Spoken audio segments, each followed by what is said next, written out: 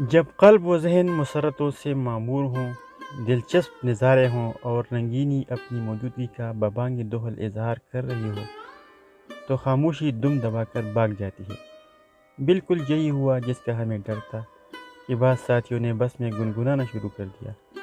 کاش ہمیں بھی کچھ مست قسم کے گیت گانے کی پریکٹس ہوتی تو ایسے موقع پر یوں بونگے نظر نہ آتے اور اپنے ساتھی نوجوان حسین خواتین انگریز صحافیوں کو متاثر کرتے۔ ویسے تو ہم نے مکیش سے لے کر مسرت نذیر کے شادی بیاہ کے گیتوں تک سب سنے تھے، لیکن کوشش بسیار کے باوجود صرف پشتو کے درتا رباب مگوم تا تمنگے مخبما سرجنگے قسم کے گیت یاد آ رہے تھے، اور وہ بھی چند مصرے جو انگریز تو ایک طرف اردو سپیکنگ ساتھیوں کو متاثر کرنے کے لیے بھی ناکافی تھے۔ ہمیں یہ بھی خدشہ تھا کہ اگر کسی نے مطلب پوچھ لیا تو اس کو کیسے سمجھائیں گے، کیونکہ ہمیں تو خود پتہ نہیں کہ پشتو کے گلوکار صاحب اس گانے میں دراصل کیا فرما رہے ہیں۔ ویسے آپس کی بات ہے گلوکار صاحب، جب آپ رباب بجا رہے ہوں گے اور وہ گڑا تو اس دوران آپ چہرے سے چہرہ کیسے ٹکرائیں گے، یہ ذرا کسی دوسرے گانے میں سمجھا رہے۔ امریکن صحافی سارے راستے میں ہم پاکستانیوں کو ٹکر ٹکر دیکھ رہے تھے۔ یہ کیسی زندہ دل قوم ہے، بے رحم حکمران طبقات نے بھی اس کا کچھ نہیں بگاڑا۔ دراصل آج دن بھر کی مصروفیات کے بعد ہم توفیق صدیقی کے ہاں ڈنر کے لیے جا رہے تھے۔ ہماری منزل ہوائی کائی میں 250 خواہ ہائے میں ان کی رہائش گاہ تھی۔ توفیق صدیقی نے برطانیہ اور جرمنی میں تعلیم حاصل کی اور نیوکلیئر فزکس میں پی ایچ ڈی کی۔ انڈیانا یونیورسٹی میں انرجی کے ماحولیاتی اثرات کے حوالے سے الگ شعبہ بنانے میں مدد دی، جبکہ 1977 میں ایسٹ ویسٹ کی environment and policy institute join کی۔ Intergovernmental panel on climate change کے سرکردہ مصنف ہونے کے ناطے انہیں مشترکہ نوبل انعام سے نوازا گیا۔ ہمارے پہنچنے پر توفیق صدیقی اپنی جرمن بیوی اولرک کے ہمراہ ہمارے استقبال کے لیے موجود تھے۔ باہمی تعارف کے بعد شام ہونے لگی تھی۔ ہم نماز پڑھنے قبلہ کی تلاش میں باہر نکلے تو ایک خوبصورت سوئمنگ پول ہمیں دعوت نظارہ دے رہا تھا۔ دوسری منزل پر سوئمنگ پول عمارت کی روشنیوں کو اپنے سینے میں منعکس کرتا دلاویز منظر پیش کر رہا تھا۔ اوپر سے ٹین ایجرز کی پیراکی لباس میں موجودگی سونے پر سہاگا۔ جی میں آیا کہ یہاں ہی بیٹھ جائیں، گویا امام مجھے روکے ہے جو پیچھے ہے مجھے کفر، کعبہ میرے پیچھے ہے کلیسا میرے آگے۔ تاہم ہم نے امریکہ میں شیطان کی دشمنی مول لیتے ہوئے قبلہ کی تلاش جاری رکھی۔ آخر کار ایک یمنی باشندہ سے ملاقات ہو گئی۔ ہم نے اس سے پوچھا آپ مسلمان ہیں؟ اس نے اس بات میں سر ہلایا۔ قبلے کے بارے میں ہم نے پوچھا تو اس نے ادھر ادھر دیکھ کر کہا کہیں ہوگا۔ ہم سمجھ گئے کہ اسے پتہ نہیں۔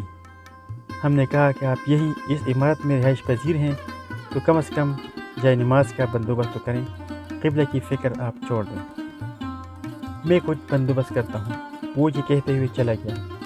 معلوم نہیں وہ کہاں سے ایک عدد پینٹ لے کر طلوع ہوا اور ہمارے سامنے فرش پر بچھاتے ہوئے کہا کہ آپ اس پر نماز پڑھیں۔ اس نے اپنا فرض پورا کیا، لیکن غلطی ہم سے ہوئی کہ بجائے پینٹ کے پائنچوں پر کھڑے ہونے کے ہم دوسری طرف پر کھڑے ہوئے اور سجدہ فرش پر کیا۔ نماز انوکھے سٹائل میں پڑھنے کے بعد ہم واپس آ گئے تو کھانا لگ چکا تھا۔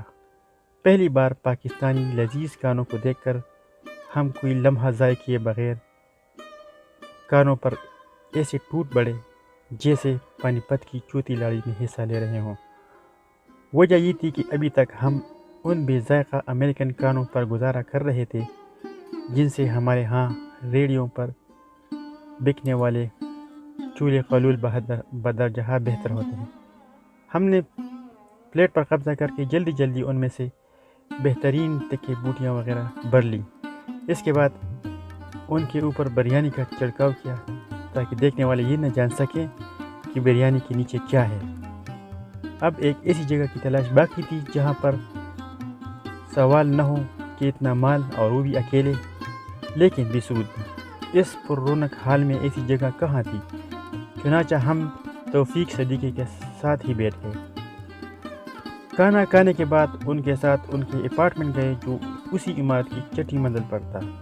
وہاں دیوار پر ان کی تصویر اور نوبل انعام کے حوالے سے کچھ درج پا کر ان سے کہا، کیا کبھی کسی زمانے میں آپ کا نام نوبل انعام کے لیے بھی منتخب کیا گیا تھا؟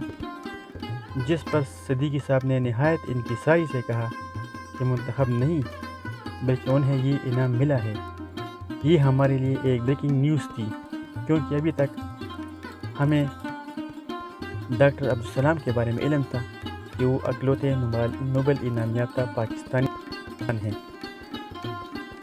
ہمیں حیرت اس لیے بھی ہو رہی تھی کہ انہوں نے جو وزٹنگ کارڈ ہمیں دیا ہے اس پر بھی نوبل انعام کا کوئی ذکر نہیں، جبکہ ہمارے ہاں تو لوگ عمرے کے لیے بھی جاتے ہیں تو حاجی صاحب کہلوانا پسند کرتے ہیں۔